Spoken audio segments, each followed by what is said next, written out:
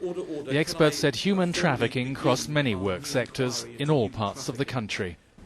What we can say for sure is that no region is immune against trafficking. There have been cases of trafficking recorded all through the UK.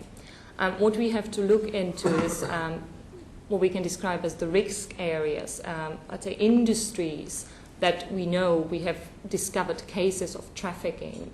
And very often it will be industries where migrant workers are employed, where cheap labor is employed, where temporary labor is employed.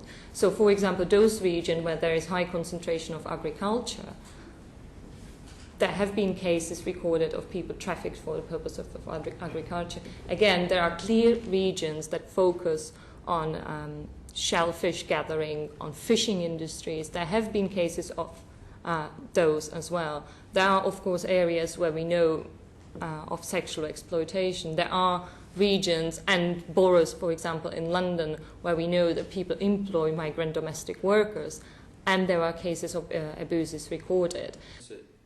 Modern slavery, she said, was across many industries, the trafficking involving many countries.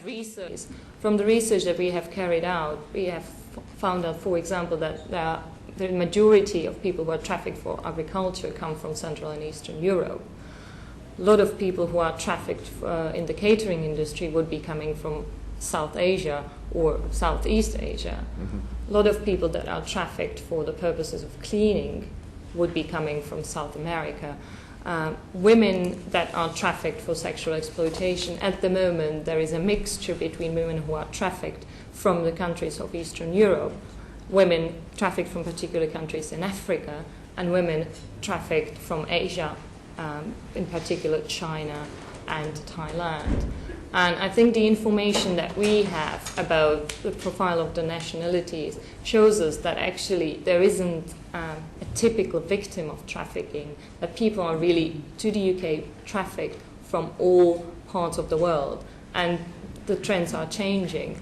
And that is something we need to focus on in the measures that we are putting into place, to look at what is happening in the UK, why the people are so vulnerable to being trafficked, and when they manage to escape from the situation of trafficking, what needs to be done in order to protect them from being re-trafficked, to address the underlying factor, which is the vulnerability that is very often connected to the threats, to the violence, and more importantly to their status in the country, as well as look at the situation in the countries of origin, why the people are forced to migrate, why the people are forced to solve their situation connected to poverty and lack of opportunities by migrating somewhere for labor, and why are they not able to do it in a safe way, why are the people taking advantage of that situation and forcing them into exploitative conditions.